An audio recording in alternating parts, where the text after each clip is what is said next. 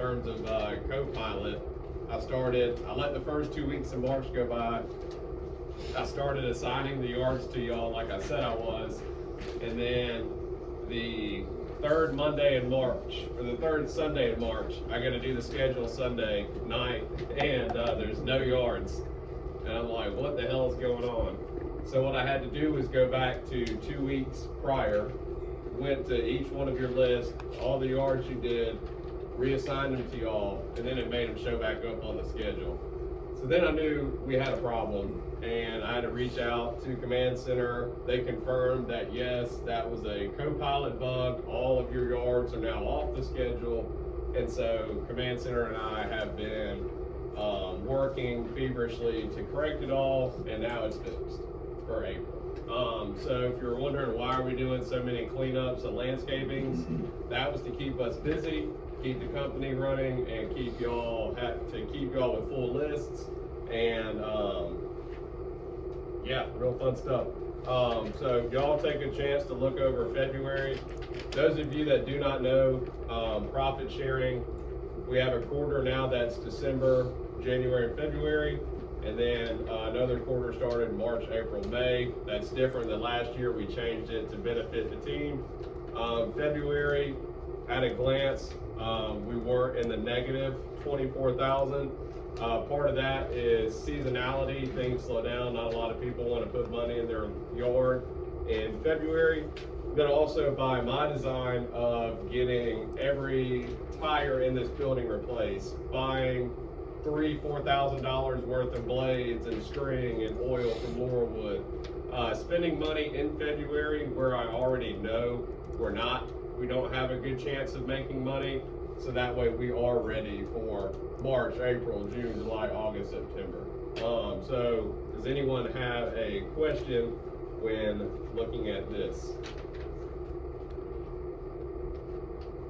All right, great. Well, we were going to do profit sharing for January and February. There was no profit, but we're still going to reward those that made it to work and did not call out. So I got Connor and Bailey getting a full share, Chris getting half a share. Is Connor here? Yeah, all right. What? No, he hasn't even applied yet. Yeah. But anyways, thank you, Connor, Bailey, Chris, for making it to work during that quarter. And Connor and Bailey will be giving you all $250 each. Chris will be getting half of that for those 2 months. And February financially was bleak, but this March was a lot better. We were profitable, and it was even more profitable than last year. So we'll dive into the meeting. I see those of you guys that are scanning your list the night before, or at least the morning of, and coming in with a game plan that correlates to success, checking out your job notes, knowing what you have on your list. Something I've been doing too is like some clients that we're getting, I'll put in the title, bring 2 mowers. So scan your list, look at your notes. You will having that game plan will lead you to ask questions if you have any, and help you be more successful during your day. Some seasonal reminders. Right now the grass is just beginning to grow. Weeds are growing, grass barely. Bermuda and zoysia, if you can work on taking your Bermuda lawns down closer to 2 inches, we're not really going to have a half-inch Bermuda. Plus, once you start cutting that low, you really want a real mower or a mower that's designed for that. But if you have a 4-inch Bermuda, while it's not actively growing fast, let's work on taking the height down. It's going to be easier to maintain, and it's going to look better. We are going to require weekly in July and August, but if we start taking it down now, while it's not growing, it's going to be easier, look better, and easier to maintain. Centipede and St. Augustine lawns, can anyone describe what St. Augustine, how it looks different than Bermuda? Boom, right there, thick, yep, wide, thick blades is what's going to point out as a Centipede or St. Augustine lawn. And those, you don't want to be cutting less than 3 inches whatsoever. You can actually damage them Another great reminder, if you see a pattern from the previous week, make sure you use a different pattern when cutting. I have Laurelwood putting together a hybrid mower for us. So under the mowers, all of the circular pieces of metal, that's not there when they come stock. That's actually bolted on there, and that's what the mulch kit is. I was talking to the owner of Laurelwood and about how, we get our ass kicked June, July, August, the grass is growing so fast and you're cutting 2-3 times. And you hop on an online forum for people that mow grass, and during your high growth season, it's best to discharge it or bag it. There's also downsides to those. You might come back with a ton of clippings every day. Discharging it, you could throw some wet, sticky grass on the siding and then find yourself trying to blow it off or use a hose. Or there might be a fresh mulch bed and you blast grass all in there, not because you want to, but because stuff happens. So what I have Laurelwood doing is they're gonna take one of our mowers that has a mulch kit and they're gonna modify it a little bit to where it's gonna mulch but also spit out a little bit of grass out the side. And then they're also putting a OCD plate on it, which gives you the control to discharge or mulch by the flap opening and closing on the side of the mower. So I have them building that way we can all test it. I'll let each one of you mow trucks use it for a day or two, and that way you kind of get the best of both worlds. It's gonna shoot out grass when it's growing super heavy, and then you have that flap when you're going around a flower bed, or if you just don't like discharging and you want to mulch. I think that's hopefully in theory, that's going to give us the best of both worlds. You can bag, you can mulch, you can discharge. Anyone got any questions, comments about that? Anyone excited to try it? Oh yeah, that's why we're doing it to one mower before we just decide. But I've been thinking about it in the back of my head. What are we gonna do? We have some mowers that are mulching, some that are discharging and bagging, and this will give you the option to really do all three. So that way everyone gets their personal needs, desires met, and hopefully we have the most efficient mower that we can have.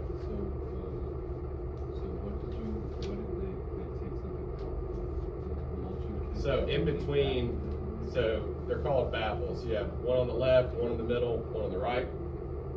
Between each baffle, there is a metal plate trying to keep the grass in each section. We're gonna cut that metal plate so it can the mowers are designed to push grass from left to right. So removing that plate will allow the mower to still push it, but it still has the baffle, so inevitably some of it's gonna get mulched. So, if you have an OCD plate without baffles, you're not really mulching. You're just blocking the grass from going. So leaving the baffles in there will allow for mulching when that thing's closed. So I'm hoping that's going to be the most efficient because it will work for everybody. So we'll be testing that out. And last seasonal reminder, 1/3 rule, you don't want to cut, if you have a 3-inch grass, you don't want to cut off more than an inch. It's going to create a bunch of clippings. It's going to yellow out the lawn. Really, between 1/2 inch to an inch is what you'd want to cut off mostly off the lawn, make it not look bad. Book of the week is still Chop Wood, Carry Water. Brian, can you tell us a little bit about that book? Yeah, so has anybody cracked it open? I guess it's not really cracking open anything. I got Jordan, got Chris. I knocked it out last week. I read it too last week. Yeah, it's good, man. It's a very short and easy read. It is pretty engaging. It's a fable, so it's kind of a parable, I guess, or not a parable. It's a fable. It sounded like it was real. I was really looking up the samurai warrior school. I wanted to become an archer. It doesn't exist, so just don't burst your bubble. Get in there and be like, you know what? I'm not gonna mow grass anymore. I'm gonna become a samurai. It's not out there. But it's about process. And in this life, it gets very easy.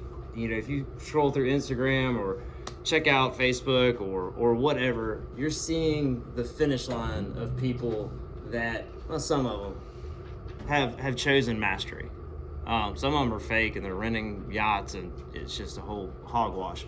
But the ones that have the ability to get that kind of stuff, whether it be an artist, whether it be somebody in business, whether it be a professional athlete or someone just extremely good at their craft, it takes, you're not going to get it in 10 years or less.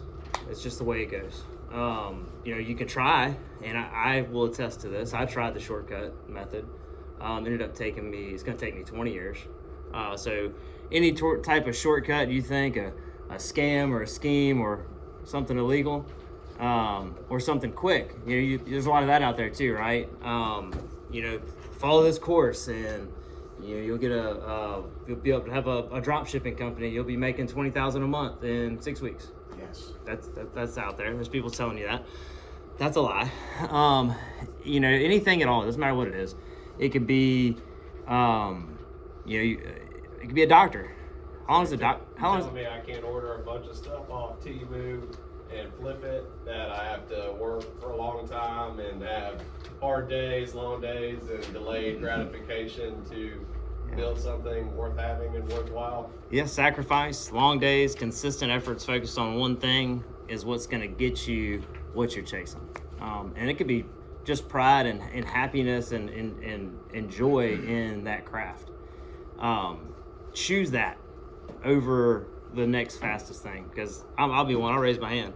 I tried, and I'm on, let's see here, I don't even know. I lost count. It's a long time. But anyways, this is just a really good example of mastery, of becoming masterful in your craft, what it takes, and falling in love with the process becomes a symptom of mastery.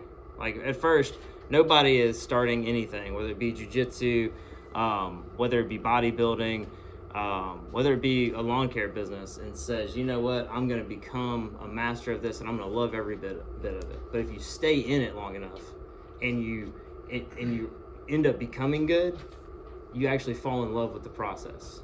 And you can also, I don't know if you've ever heard this phrase, but once you've achieved mastery, you could fall on your butt, lose all your money, and within 3 to 5 years, you're gonna have it all back again. It's because you've gotten something that nobody can take away from you, and it's becoming masterful in whatever it is. It's a really good book, super easy to read, super short chapters, which is kind of cool. You'll look at the chapter numbers like 30 something, but it goes by. Like I don't think there's a chapter longer than 7 minutes. No. Oh, it was a good one. It's a 3-hour book. So, Yep. Yeah. So really good. I'd check it out. Appreciate that. Don't forget, it's the last week of the Google Review Challenge, which is not popping off. Anyone in this room can take it, because I believe there are none with anyone's name. So it's your last week. Take advantage of that. And then after this challenge, the last 2 weeks, we're going to do an initial mode challenge. Send a before and after to the group. Post it on Facebook. Most likes gets $100. Google Review Challenge, $25 per review, $200 to the winner or winners. Thank y'all for being on time. Let's do it. Got a minute and a half. I want to say something real quick. Just a minute and a half.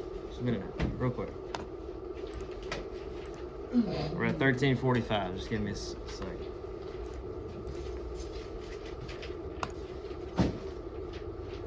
You want to use that? We're watching some eclipse. Can I watch it without my stunner shades on? Yes, you can. All right. Does anybody know this yard right here? Does anybody know the name? Yeah. Who's the name? It's 247 Tulip. Janae Brown. Yeah, there you go. Bam. All right, so that's what everybody's used to rolling up, right? You roll up, you see that. Okay. Here is the aerial view of that. Can anybody guess the square footage? Well, never mind. Didn't have to guess. It's right there. It's right there. Is that one under 3? 3,400 square Oh, foot. okay. I think I might have included some, but yeah, 3,400 square foot. That is a small property, and so we have recently decided to create 3 property sizes inside of the small and medium. We decided to create an in between. This is a small, and to give you the time, it's 25 minutes bi-weekly. Does anybody think you have a problem mowing this yard in 25 minutes bi-weekly? All right, good. If you do, I'll have to send you back to Elroy, and he'll teach you how to mow that grass in under 25 minutes. This one right here is 3450 Conifer Trail. I forget the name of it, but have y'all been here? Let me get the screen where you can see it. It's this one right here, I believe. Oh yeah, It is. It's on somebody's list today. That's Drew and Elroy territory typically. Tamika Elston. Yep. Yeah. She doesn't like her backyard cut. Well, this one right here is 6,900 square foot. So, substantially larger, right? About double the size. This one is the top end of the new medium, I guess you could call it. Well, extra small. Yeah, if you're gonna dice it, we'd have extra small. So this would be a this would be a small, and then you get to a medium. So this one right here, you have 30 minutes to mow. Is this how do y'all feel about that? Oh, you got two smooth, right? Yeah. Yeah, you got So, Is 30 minutes? might be like perfect right on time. Yeah, but that's the top end of that. We've been calling them tweeners, but you can call it whatever you want to call it. That's the top end of what we've been calling a tweener. So you haven't, but I'll take into consideration when I'm out there throwing hangers, whether or not we actually have access to the backyard or not. But yeah, that would be like the end level of that. Yeah. It starts at 5,000, so it goes up to this 5,000 to 7,500 are that size. So we're gonna give y'all some door hangers today that are conducive to the size properties you have, and the ones that you're looking at, it's 25 minutes, 30 minutes, and 38, but really up to 40. So 25, 30, and 40. Just think about that in your head and put the door hanger on whatever you think is appropriate. But just know, I want to give y'all a visual of what we're putting out there and what we're getting. And also, I want to give a round of applause to the door hanging crew. We have added 72 mow clients since we've done it, so it's huge. It will, until they tell us we can no longer hang a piece of paper on a door, we will be, this will be. One guy, he already told you, he gave you a 1-star in Google. It's true, he did give us a 1-star on There was a Google. person that gave you a 1-star. Yeah, do y'all want to, real quick, sorry, actually, let's just get y'all out of here. You want me to show it? Last part of the meeting, then we'll go. Alright, let me show it. Let's see here. He's a local guy. He's got over 240 reviews. So Gotta respect his believe what he gangster. says. Yeah, he his 1-star shot us down from 4.9 to 4.8. I was very What upset did he about say? that. Did he write anything on why the Yeah, 1-star? oh yeah, we'll show you. Elroy did that yard on Friday. Let's go, Elroy. Phyllis, remember, said it was big backyard. Very friendly and knowledgeable. That is Elroy. Leanna C. requested a quote for spring lawn cleanup. Received it within 24 hours. The team came out and completed my service within 48 hours. Trimmed my bushes, cleaned up, installed mulch quickly. Very reasonable price. Company is professional, well organized, reasonably priced, and responsive. Elroy, Very Cam, pleased. Matt, Josh, let's go. That's what we do this for right there. Daniel Harrison. Anybody do that one? I love this work. The work the company's doing for my yard. John Arena came out the next day. Bam. Allison Hoff, that was a new one, timely and efficient. And then Chris, Drew, Dylan, Brandon. and this one right here, Julian Rodriguez. He was upset that somebody came and walked through his yard and placed a piece of paper on his door. But this is what I want to show y'all what we do, of how we increase the level of professionalism in the industry, right? You got a couple options. Somebody gives you a 1-star review. You could ignore it. We don't ever do that. We don't ignore any of them. Jeremy replies to every single one of them. And in this one, Jeremy's stressed, all right? He's got a lot of stuff going on, things are hitting his face. Not that he wouldn't have handled it like this, and not that he couldn't. I'm not stressed. I'm drowning in Gmail notifications, and you beat me to it. That's right, exactly. So, anyways, this is very personal. I don't care how many 1-stars you get. We don't get many, but anytime we get something like this, it hurts really bad. So it's how we respond, and it's how we increase the level of professionalism, and don't utilize our own emotions. Hey Julian, thank you for taking the time to leave this feedback. I apologize for any unwanted interaction. Disrespect is definitely not our intention. Oh, I forgot to read it. Apparently this company allows solicitors to walk through people's yards and drop off handbills, even on no soliciting doors. Walking through people's yards is super disrespectful. Okay, disrespect is definitely not our intention. We can come back and remove our door hanger if you'd like. We utilize canvassing as a way to add mowing clients each spring to areas we already have mowing clients. We feel that advertising via door hanger does not take away any valuable time from our prospective clients. We do not solicit by knocking on doors and attempting to sell our service. If you'd like me to come by and remove the door hanger, please message us directly and it will be done by the end of the day. So we address everything publicly. Just try to own everything that we possibly can and don't ever make excuses. So that's what we roll with, and yeah, just want to say all that. So Just like, Turn it into Just- something by putting a price on something? No, it's soliciting if you actually knock on their door and ask. yeah, you got to get their attention. You got to get their attention. Canvassing is just handing out stuff, but yeah, knocking on a door and having a conversation with I somebody. feel like maybe. We're talking about the legal definition of what we're doing. You know, we can't be arrested for it. We can't, this little guy crying about the solicit, it's not